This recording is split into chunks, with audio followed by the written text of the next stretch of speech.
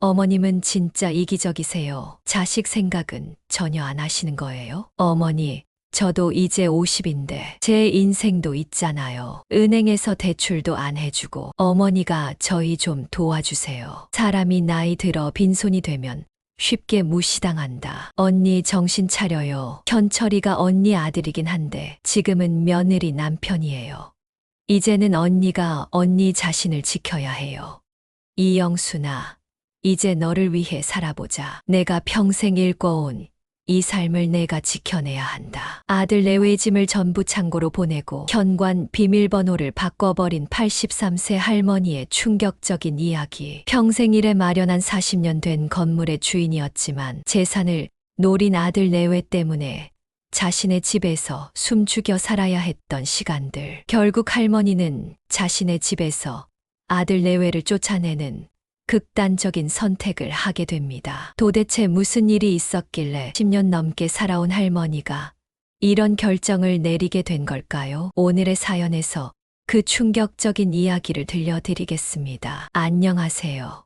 지혜로운 소리를 전하는 지혜 소리입니다. 우리 일상 속에서 만나는 작은 순간들부터 인생의 큰 깨달음까지 여러분의 마음에 울림을 줄 수 있는 지혜의 소리를 전해드립니다. 때로는 따뜻한 위로로, 때로는 날카로운 통찰로 여러분의 하루를 더욱 의미 있게 만들어 드리고 싶습니다. 여러분의 일상에 지혜의 소리를 더해보세요. 구독과 좋아요는 더 많은 지혜를 나누는 힘이 됩니다. 알림 설정도 해두시면 새로운 영상을 가장 먼저 만나보실 수 있습니다. 지혜의 소리와 함께라면 당신의 하루가 더욱 특별해질 거예요.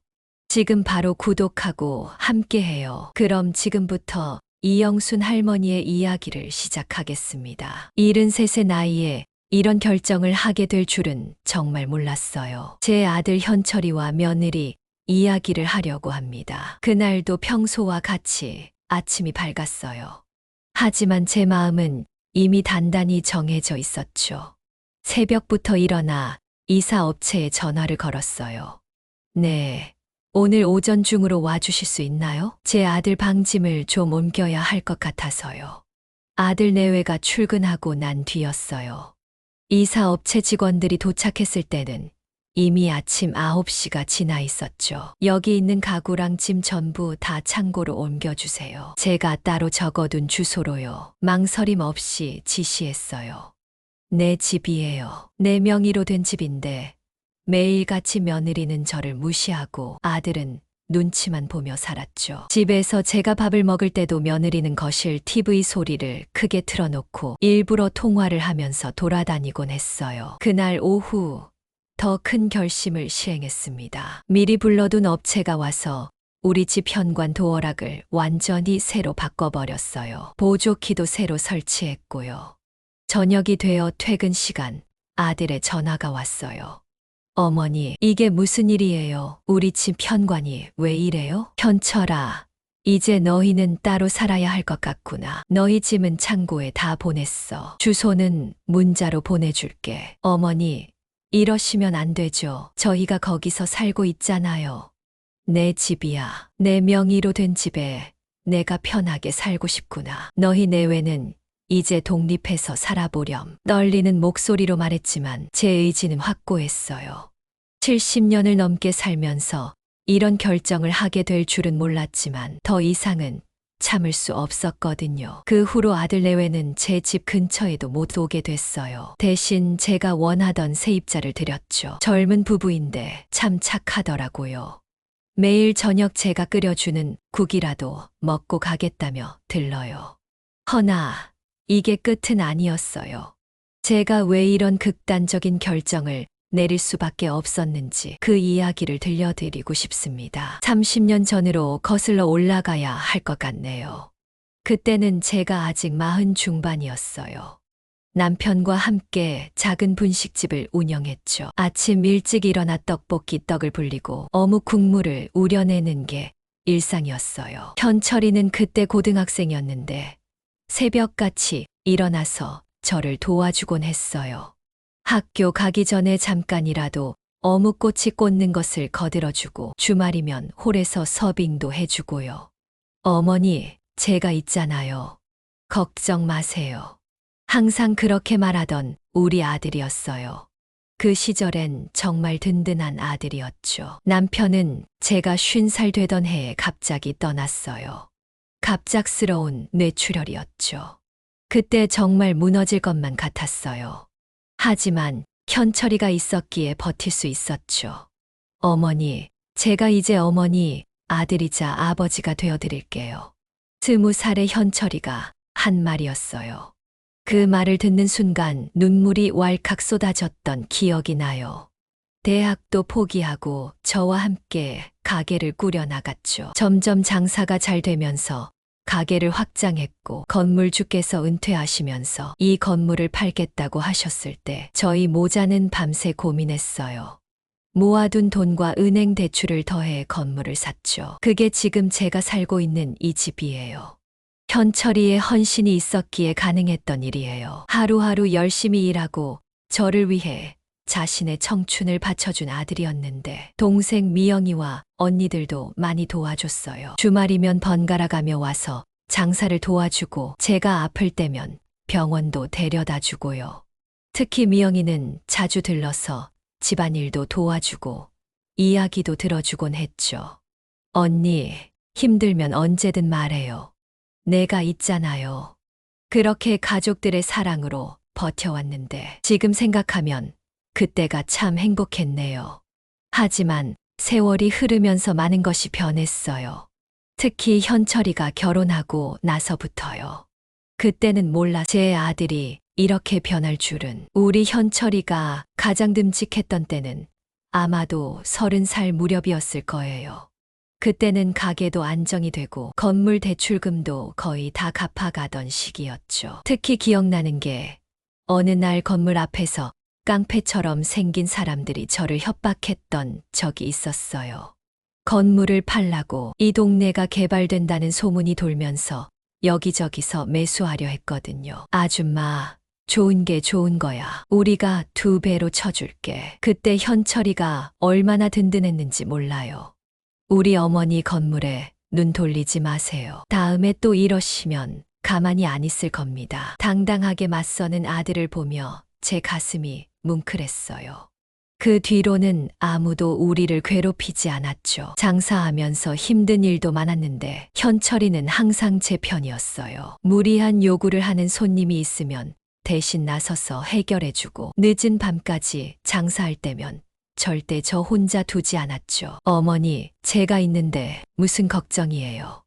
이제 제가 어머니 지킴이잖아요. 그렇게 말하면서 웃던 현철이의 모습이 아직도 선명해요.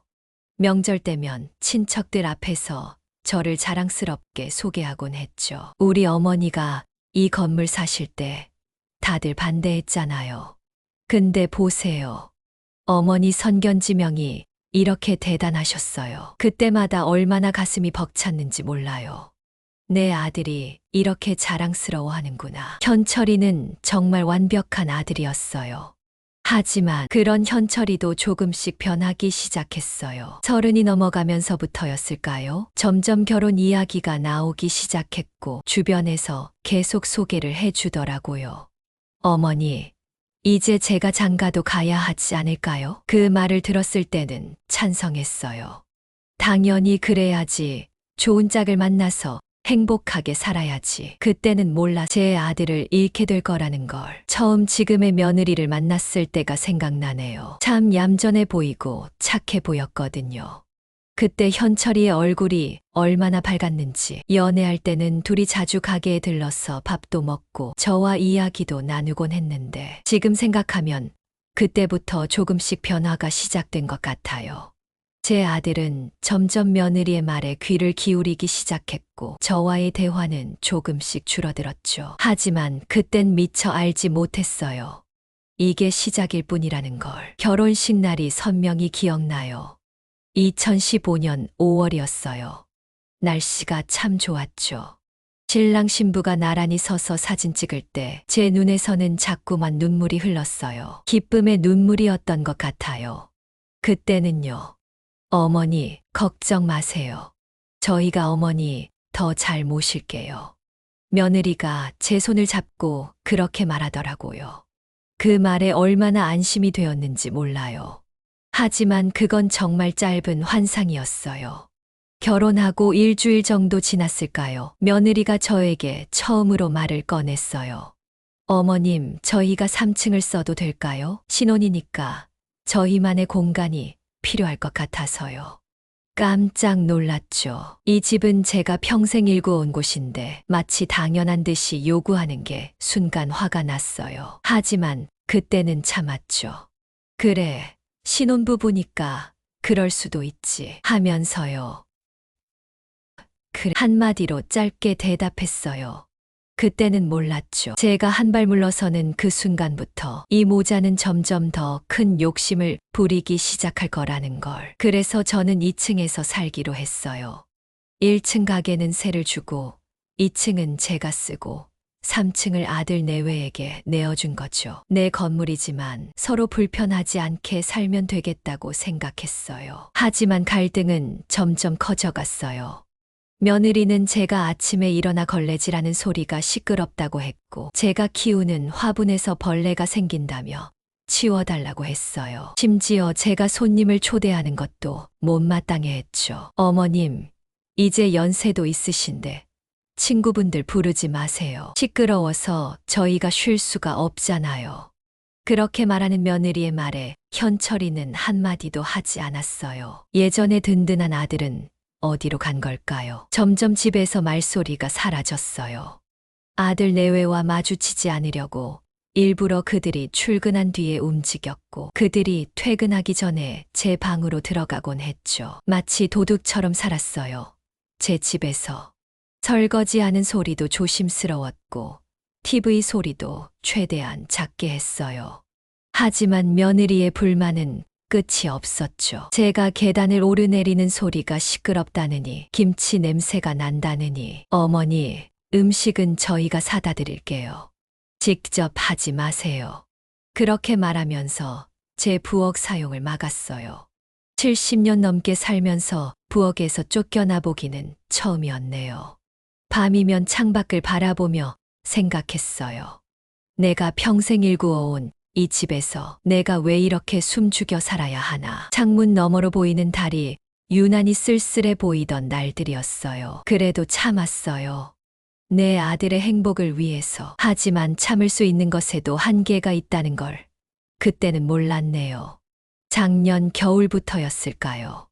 며느리의 태도가 더욱 노골적으로 변하기 시작했어요. 어느 날 저녁, 며느리가 들고 온 서류 뭉치가 모든 것의 시작이었죠. 어머님, 이제 연세도 있으시니까 재산 정리를 하시는 게 어떠세요? 이거 증여계약서인데 한번 읽어보세요. 순간 머리가 띵했어요. 내 집을 증여하라고, 내가 평생 일해서 번 이 건물을 그냥 넘기라고? 어머님, 이러다가 나중에 상속 문제로 복잡해질 수 있잖아요. 미리미리 정리해 두시는 게 좋을 것 같아요. 며느리의 말투는 상냥했지만 눈빛은 차가웠어요. 그때 현철이가 거들었죠. 어머니, 우리도 이제 나이가 있는데 은행 대출도 받아야 하고, 어머니 앞으로 되어 있으면 아무것도 할 수가 없잖아요. 그 순간 가슴이 덜컥 내려앉았어요. 내 아들이, 내 피부치가 이렇게 달라질 수 있다는 게 믿기지 않았어요. 이건 내 집이야. 내가 평생 일해서 번 돈으로 산 거라고. 제 목소리가 떨리고 있었어요.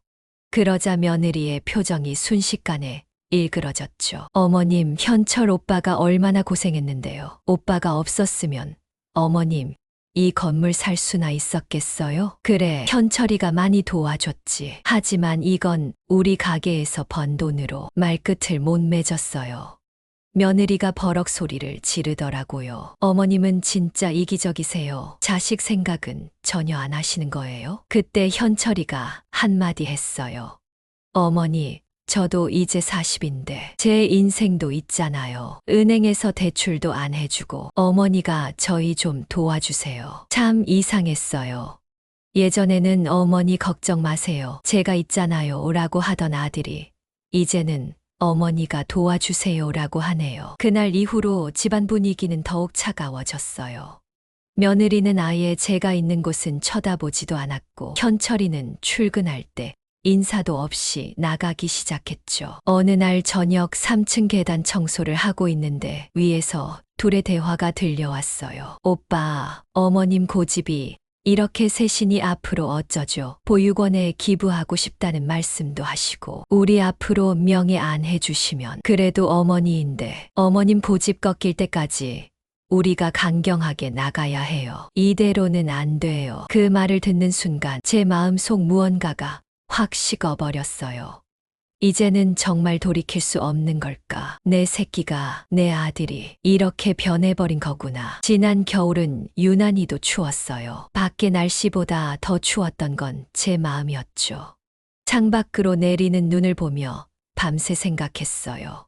텅 빈 2층 집에서 저는 매일 밤 라디오를 틀어놓고 살았어요. 사람 목소리라도 들어야 미치지 않을 것 같았거든요. 가끔 3층에서 들리는 며느리의 웃음소리, 텔레비전 소리, 그 소리가 들릴 때마다 가슴이 더 아팠어요. 영순아, 왜 이렇게 안 나오시나 했더니 이런 일이 동네 친구 김순자 씨가 제게 찾아왔을 때였어요. 제가 며칠째 경로당에 나가지 않았거든요. 순자야, 내가 잘못한 걸까? 내 욕심이 너무 큰 걸까? 친구 앞에서 처음으로 눈물을 보였어요. 그동안 혼자서만 사귀었던 이야기를 처음으로 털어놓았죠. 아니야, 영순아.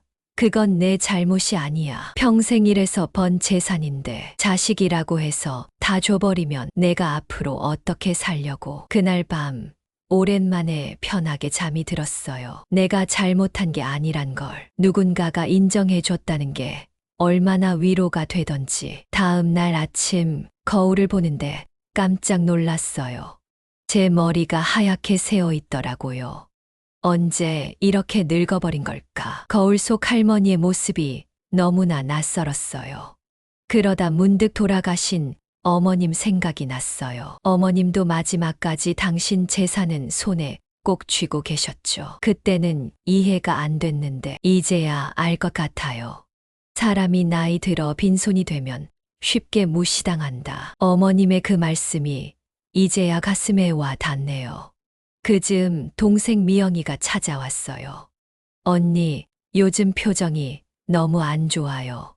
무슨 일 있어요? 동생 앞에서 또다시 눈물이 났어요. 미영아, 이제 현철이는 내 아들이 아닌가 봐. 언니 정신 차려요. 현철이가 언니 아들이긴 한데 지금은 며느리 남편이에요. 이제는 언니가 언니 자신을 지켜야 해요. 그 말을 듣는 순간 뭔가가 확 깨닫게 됐어요. 그래요. 이제는 제가 저를 지켜야 할 때인 거예요. 창밖에는 아직도 겨울이었지만 제 마음속에는 봄이 오고 있었어요.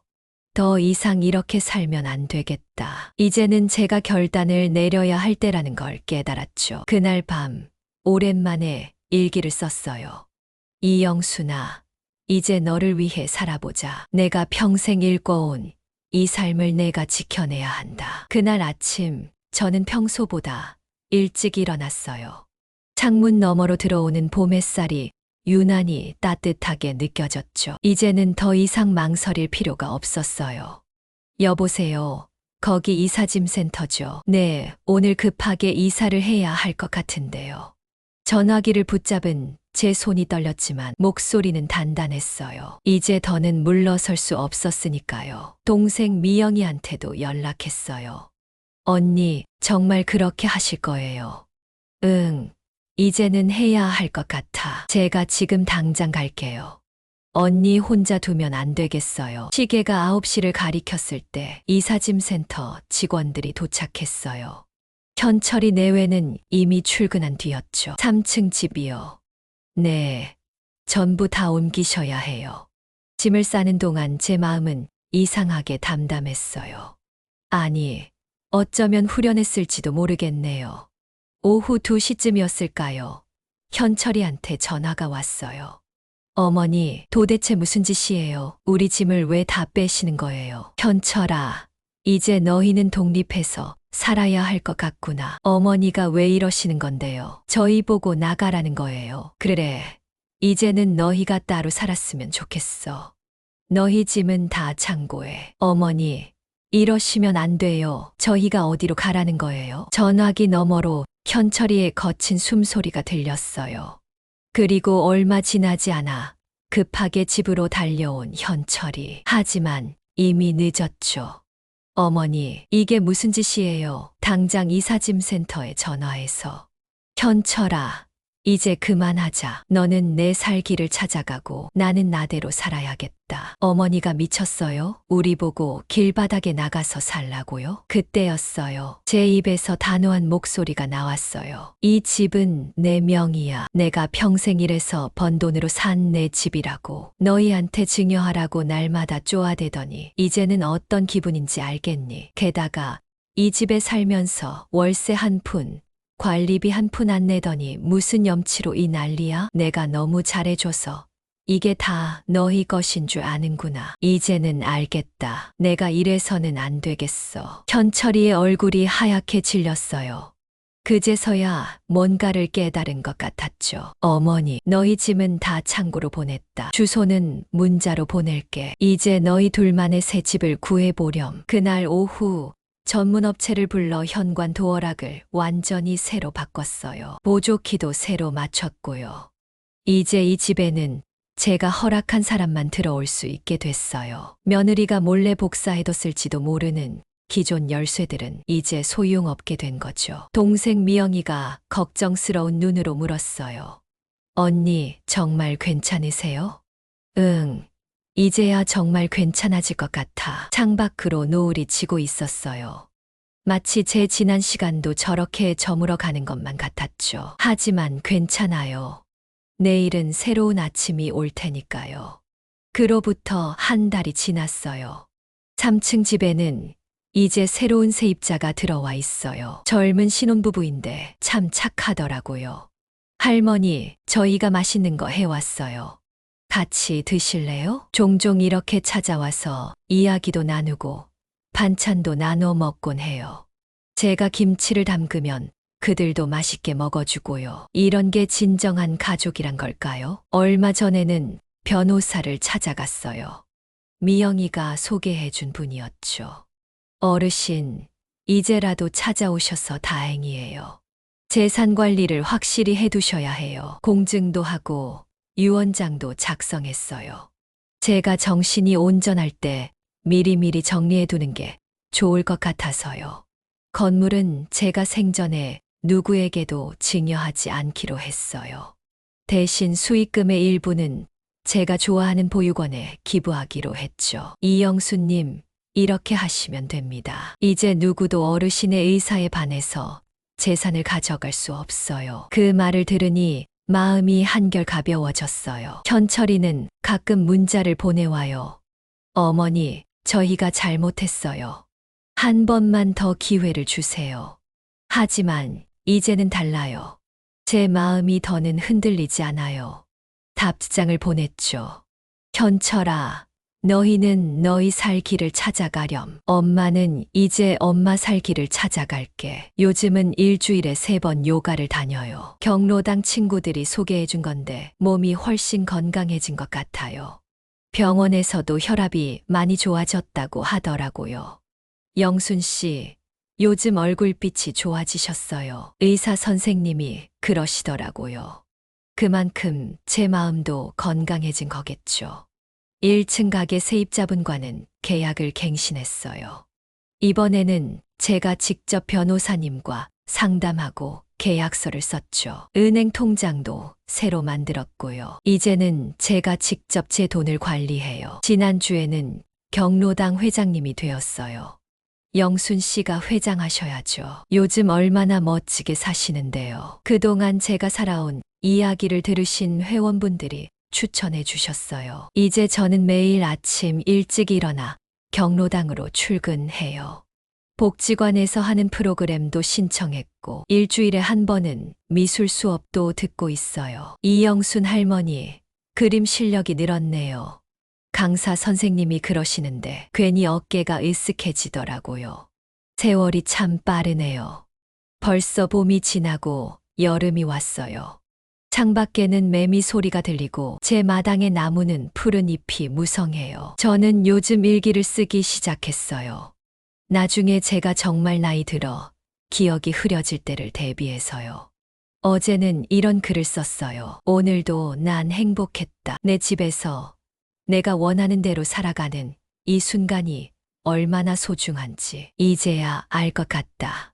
노년의 행복은 스스로 지켜내야 하는 거였구나. 여러분, 제 이야기가 너무 길었나요? 하지만 이런 이야기를 꼭 하고 싶었어요. 저처럼 힘들어 하시는 분들이 계실까 봐서요. 얼마 전에는 며느리가 찾아왔어요. 아들은 오지 않고 혼자서요. 어머님, 저희가 잘못했어요. 어머님 재산만 바라보고 진심으로 죄송합니다. 고개를 숙이는 며느리를 보며 마음이 복잡했어요. 미움, 그거요. 그저 담담했죠. 이제 와서 사과해도 소용없. 다만 앞으로는 돈이 전부가 아니라는 걸 알았으면 좋겠구나. 그렇게 말하고 돌려보냈어요. 용서, 그건 시간이 좀 더 필요할 것 같아요. 요즘은 보육원 봉사활동도 다니고 있어요. 아이들과 함께 있으면 웃음이 절로 나와요.